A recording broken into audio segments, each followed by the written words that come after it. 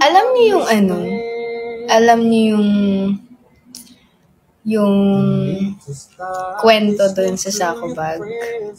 Yun sinabi ko sa inyo na nasa sulok ako, umiiyak. Matitigil. May mga ganap kaming ganap, men. Tapos pag kinabukasan, matatawa na lang kami kasi gano'n. Kasi nalayas ako, gano'n.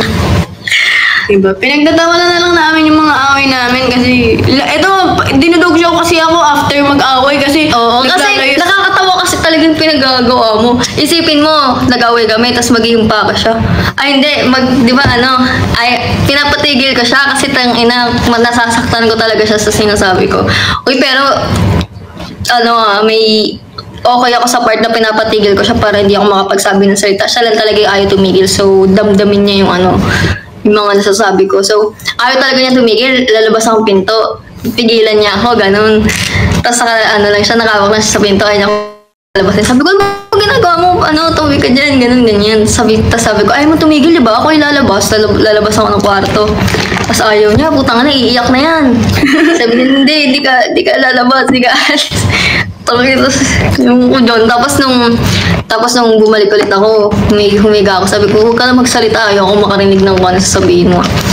Tapos nagsalita na naman. Tangina, tapos nabuisit ako. Doon siya, umiyak na naman siya. Tapos, tapos kumuha yan ng bag, maglalayas daw siya. Tangina, naglagay-lagay siya. Tapos ako nasa-cellphone, natitingnan ko lang siya. Sabi ko, saan pupunta? Sabi niya, aalis na daw, ganun, ayaw daw niya dito. Tapos ano ba yun? Basta alis siya. Tapos hinahayaan ko lang siya. Siguro akala niya pipigilan ko siya. Putang ina, pinapabayaan ko siya. Tapos lumabas siya ng pinto. Tapos si tawol na ng tawol. Basta dito. Sa kwarto kasi kami nung lumabas siya dito. Dala-dala niya yung gamit niya. Tangina, ano pa yun? Anong tawag doon? Sako bag. Tangina. Pero hindi matatawa. Pero nasa sulok ako, umiiyak. Di ba, naging katatawanan yun. Kasi I didn't want to make a fuss about it. So, ginawa ko siya ginawang katatawanan.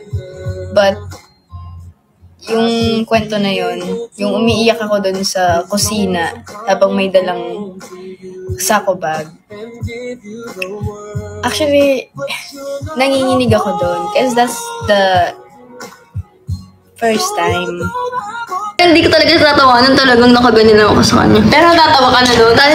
Hindi, kinabukasan lang, kasi bisita kasi. Tapos, ayun. Tapos, may ginagawa siya nandito, hindi ko alam. Tapos, nandun ako sa kwarto. Tapos, nandun yung Sako Bag niya. Tapos, bigla siya nawala. Tapos, maya tawag ng tawag si Tracy. Doon pala siya sa sulok, umiiyak. Tapos, sabi ko, tapos tinignan ko siyang ganun, nakaganon pa ako. Sabi ko, anong plano mo? Ganun. Sabi ko, saan ka pupunta? Nasa sulok ako, umiiyak. Nakaganon siya, di ba? Ilang minutes lang, nagyakapan na kami. Kasi naawa ko, iyak siya nang iyak eh. Wala naman dapat ikaiyak eh. Siya yung may gustong umalis, iiyak siya. Iiyakin kasi ako, alam mo yan. Not first time, but like, pangalawang beses na may kamay. That's why, nandun ako sa sulok. Di ba nakwento? Nandun ako sa sulok, umiiyak. Nanginginig ako noon.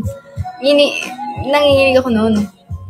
Pero kasi pag pinapatahimik kita, huwag ka na magsalita ng kung ano-ano para hindi lumalala. Doon ako iiyak lalo. Pinapatahimik ka na nga kung ano-ano pa sasabihin. Tapos pag ako, pinapatahimik mo, tumatahimik naman ako. Kasi kapag tahimik na tayo, na yung chance ko magsalita. Hindi, ayoko nga. Pag nagratrat ka na, hindi na ako makasingit. Boys, hindi ako maiyak. Uy, may ganda, nag-iyak. Pero hindi ako kagaya mo, na talagang kala mo, inagawa ng candy. Hindi, pag yung sasabi niyang umiyak ako, lang yun, pag talagang sobrang galit ako, alam niyo yung galit, yung iyak, luha na. Diba? Pero, yung pagkukwento doon, it's like parang katatawanan lang. Uy, hindi ako nananakit. Yun yung first time. No, yung first time kasi guys, hindi siya like, para sa akin, maliit lang siya compare dun sa mga nangyari. Hindi ko siya masyadong binigdil, pero I consider it. ganito siya.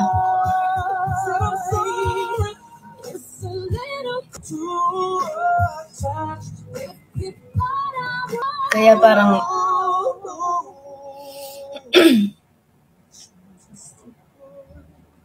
so, mga ganun. Ano ko lang, like, oh, wala lang siguro to, ganun. Okay, don't say bad word, guys. I'm just sharing you my trauma. Because it's something that I'll never forget. And naiinis ako every time na people, like, expect me to forget it easily. Reason din bakit siya sorry. Like, sorry na. Hug na, ganun.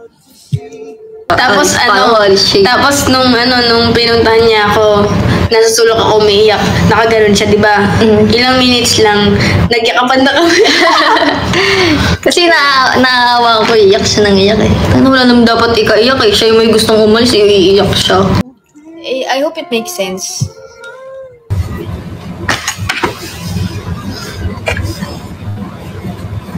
Kasi isa ko pag ko, nandun to eh, di pa na di ko pa nakakabit yung mga damit. Kulit eh. Nayan ka lang talaga siya. Pero akala mo talaga pipigilan kita nun. Uy, hindi, alam mo naman ako umalis talaga. Hindi, pero may gano'n kang dala eh. Akala, iniisip mo pipigilan kita nun. Hindi. Ba't hindi ka umalis nun? O ba't umiyak ka lang? Kung gusto mo talaga. Wait lang kasi magamat ako, nakakahiya lumabas. Kunwari ka pa. Ayaw nilang talaga. Pinabayaan ko siya eh. Tapos nun, umiyak. At least, di ba? Hindi, di ba ako pinabayaan nung pinuntahan mo ako, tapos niyakap mo ako, tapos ayoko magpayakap nun, tapos yakap lang, sabi niya ganun. Tangin na galit pa ako sa kuya. Yakap lang. Ganun, gano'n ko siya. Di ba, nakaganon ako. Ayaw niya. Yakap lang!